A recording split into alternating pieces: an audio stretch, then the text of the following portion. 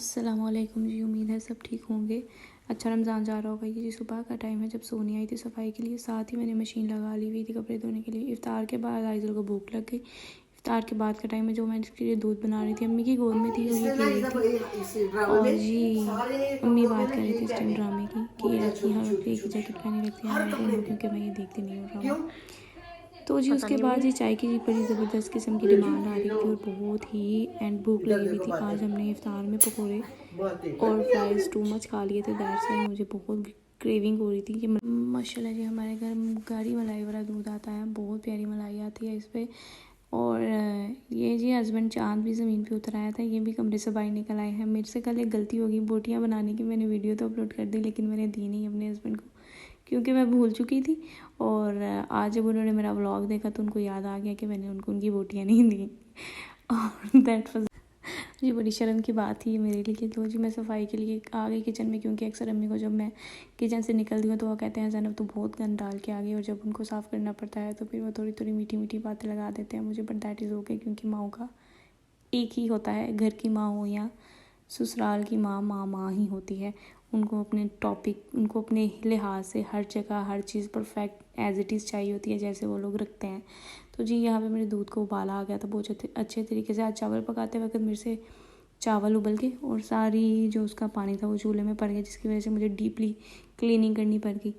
जी चम्मच पत्ती का ऐसा डले दूध में कि दिमाग की सारी नसें खुल जाएं, ऐसी चाय बनानी चाहिए। क्योंकि इफ्तार के बाद इंसान इतना सुस्त हो जाता है कि दिल करता है बस सो जाए। ये जी मुझे बहुत गरम गरम मैंने पकड़ लिया था डोंगा जिसको हम कहते हैं, तो मेरा हाथ जल गया था।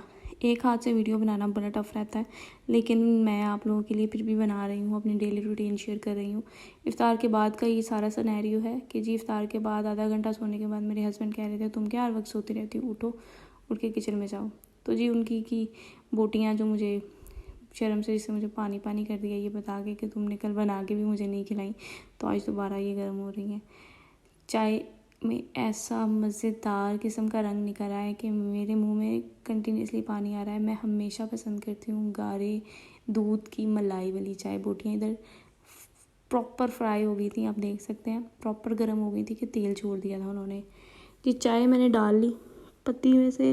जब ज़्यादा मलाई हो ना तो पत्ती में मलाई फंस जाती है, तो उसकी वजह से फिर मैंने ना इसको देख रहे हैं आप, चम्मच की मदद से मैंने सारी इसकी मलाई और पूरी एंड तक जो इसका जायका था मैं चाह रही थी चाय के अंदर चला जाए और आपको लगे कि आप दूध पत्ती पी रहे हैं अच्छे वाली। ऐसी दूध पत्ती का कप आपको बाज़ार से 400 और 500 में भी नहीं मिलेगा, जो आप घर में बना के पी सकते हैं। ये जी आइज़ल अम्मी की गोद में थी अभी तक, और वो आइज़ल आजकल दूध बहुत निकाल रही है। चाय का टाइम था मेरा भी, मैंने भी पी ली। और जी बचे कुछ एक कागज़ जो है वो फटाफट आपको डस्टबिन में फेंक देने चाहिए, क्योंकि जब नज़र पड़ती है तो फिर मेरे हस्बैंड ज़रा बहुत सफाई पसंद है। और ये जी मैं किचन समेटने में आ गई थी कि किचन के बर्तन वगैरह धो के रख दूँ, क्योंकि सहरी में फिर किचन गंदा और रोटी पकानी होती है तो बहुत मसला बनता है। और हमेशा अपने किचन के सिंक को ज़रूर क्लीन किया करें, यहाँ पे टू मच जर्म्स होते हैं। जब आप अपने बर्तन या बच्चों के फीडर धोते हैं तो उस टाइम ये चीज़ बहुत ही आपके लिए मतलब मैटर करती है कि आपके बच्चे के फीडर किसी ऐसी जगह पे धुल रहे हो जहाँ पे सफाई प्रॉपर हुई हुई हो। तो जी मेरे व्लॉग को ज़रूर पसंद करिएगा, जस्ट बिकॉज ऑफ मेरे फर्स्ट व्लॉग्स हैं तो I don't know how to do. तो अभी तो बस आपकी दुआओं के साथ शुरू किया है। इंशाल्लाह अच्छा भी बनाना आ जाएगा। सहरी के टाइम है जी, मैं तो सहरी के टाइम बैठ के आपको सुना रही हूँ कि मैं क्या क्या कर रही थी पूरा दिन। इंसान के पास बच्चे जब आ जाते हैं तो बिल्कुल टाइम नहीं मिलता, आपको हर चीज़ बहुत टफली मैनेज करनी पड़ती है। बच्चों के पहले उनको सुलाओ, फिर पहले उनके दूध का टाइम हो जाता है, फिर उनको नींद आ जाती है, फिर उनके पैम्पर्स चेंज करने होते हैं, फिर इतनी देर में उनके फिर दूध का टाइम हो जाता है, फिर उनके फीडर्स वॉश करने, उनको उबालना, उनको स्टेलाइज़ करना, फिर उनको सुखाना, फिर उनको जोड़ना, इसमें ही आधा मुन्ना घंटा लग जाता है। भाई बहुत मुश्किल है, ऐसे नहीं है कि ये बच्चे हम ही पल जाते हैं।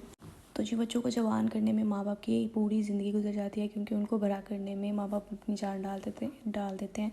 डाइनिंग टेबल पर टू मच इफ्तार के बाद का रोला डला हुआ था जाता है ये गोल्डन एग कौन से एग हैं और क्लासिक अंडे कौन से अंडे होते हैं, ये क्या मुर्गा देता है जो अंडों में फ़र्क आना शुरू हो गया, क्लासिक और गोल्डन और पता नहीं कौन कौन से ग्रीन रेड येलो ऑरेंज हर तरह की पैकिंग में ही अंडे आ गए हैं। इन पे प्रॉपर इन पे प्रॉपर एक्सपायरी डेट मेंशन होती है, लेकिन बिल्कुल गलत चीज़ है ये। मैं ये नहीं कह रही कि ये हर अंडा ही गलत होता है, लेकिन लास्ट टाइम जो हमने 2 क्लासिक के पैकेट्स मंगवाए थे पैकिंग में थे, वो भी सुलेमान स्वीट से आते हैं। ये मेरे घर में यही यूज़ होते हैं, क्योंकि मेरे हस्बैंड को फ्राई एग पसंद है, तो उनको जर्दी टूटी हुई बिल्कुल अच्छी नहीं लगती। तो जी इन पे एक्सपायरी डेट मेंशन है, जैसे मैं आपको दिखा रही हूँ। तो लास्ट टाइम दोनों पैकेट्स में ना ऐसे अंडे निकले थे जो सारा तेल पी रहे थे फ्राई पैन का ना। तो वो बड़ा टफ रहा मेरे लिए कि उनको कैसे कैरी करना है उन अंडों को। उन्होंने बहुत खज्जल किया मुझे। तो इस दफ़ा मैं उनको कंप्लेन करके आई थी, भैया आपके अंडे ख़राब निकले हैं। 600 रुपये दर्जन अंडे हैं जी, 300 के ये सारे अंडे हैं, 300 रुपये दर्जन अंडे हैं जी बहन ये। तो जी दूध इफ्तार से पहले का आया हुआ था, तो मैंने उबाला नहीं, क्योंकि उस टाइम मैं बहुत ज़्यादा मसरूफ़ थी इधर उधर। तो फिर मैंने अभी रात के 12 बज रहे हैं जिस टाइम मैं दूध उबाल रही हूँ। आइज़ल को भी साथ ही भूख लग जाती है, यही तो बता रही हूँ कि पहले भूख फिर नींद फिर फीडर। और इस दफ़ा मैंने इनके पापा को बताया था, भाई मुझे थोड़ा सा टाइम लगेगा, आप इसको कैरी करें। तो जैसे कि मैं बता रही थी आपको कि डाइनिंग पर बहुत ज़्यादा रोला पड़ा हुआ था, तो मैंने सोचा कि क्यों ना इसको थोड़ा सा मेंटेन कर लिया जाए। तो जी यहाँ बात हो रही थी क्लीनिंग की, तो कुरान पाक में भी है जी, सफाई निस्फ़े ईमान है, अपने घर को खुद ही मेंटेन करना होता है। शादी से पहले मेरे हस्बैंड रेंट पे रहते थे और रेंट का घर था, लेकिन अल्लाह ताला की करनी ऐसी है कि शादी से 1 या 2 माह पहले उन्होंने अपने घर को तैयार किया, क्योंकि अल्लाह ताला ही नसीब लिखता है, किस्मतें लिखता है, किसी के इख्तियार में एक ईंट तक को बनाना नहीं है, कोई इंसान मच्छर का पर तक नहीं बना सकता। तो अल्लाह ताला ने इतनी ताकत और क़ुव्वत अता की मेरे हामिद को कि उन्होंने बहुत मेहनत से बहुत खूबसूरत घर बनाया है। और मैं हमेशा दिल से दुआ देती हूँ अल्लाह ताला इनको नसीब करे अपने बच्चों की खुशियाँ देखनी सब कुछ।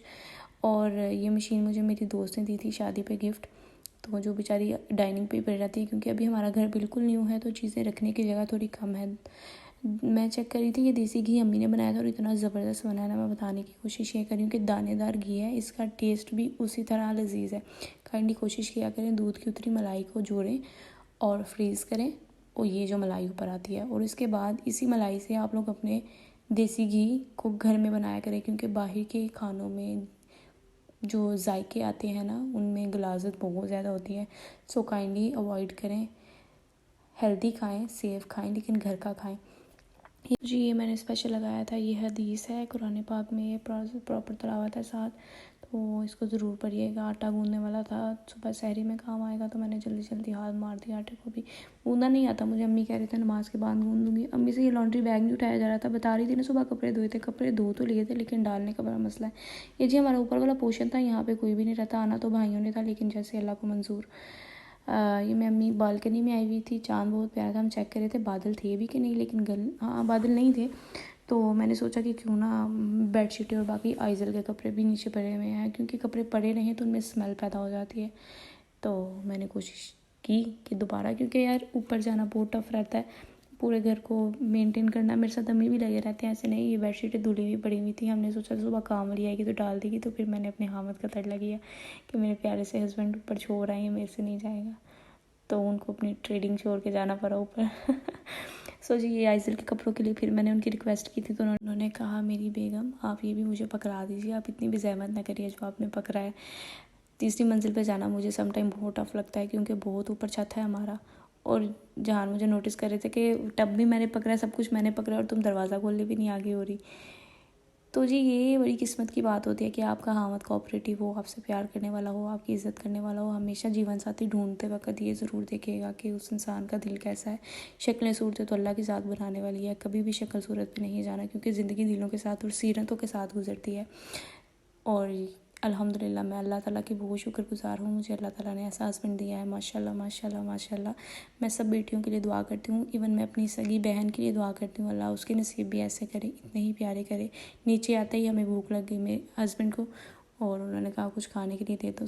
तो जी ये मैं ऑयलिंग कर रही थी, और जाते जाते मैं आपको प्यारी सी अपनी बेटी की थोड़ी सी व्यू देना चाहती हूँ। ओके जी, अल्लाह हाफ़िज़, अल्लाह के ईमान में रहें, रमज़ान मुबारक, बाय बाय।